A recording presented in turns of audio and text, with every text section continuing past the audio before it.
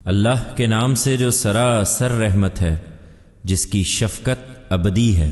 سورج گواہی دیتا ہے اور اس کا چڑھنا، اور چاند جب اس کے پیچھے آئے، اور دن جب اس کو روشن کرے، اور رات جب اس کو ڈھانپ لے، اور آسمان اور جیسا اسے بنایا، اور زمین اور جیسا اسے بچھایا، اور نفس اور جیسا اسے سنوارا، پھر اس کی بدی اور نیکی اسے سجھا دی کہ روز قیامت شدنی ہے۔ اس لیے فلاح پا گیا وہ جس نے نفس کا تزکیہ کیا، اور نامراد ہوا وہ جس نے اسے آلودہ کر ڈالا۔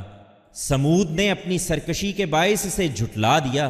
جب ان کا سب سے بڑا بدبخت اٹھ کھڑا ہوا تو اللہ کے رسول نے انہیں متنبہ کیا کہ اللہ کی اس اونٹنی اور اس کے پینے کی باری سے خبردار رہو، مگر انہوں نے اسے جھٹلایا اور اونٹنی کی کوچیں کاٹ دیں۔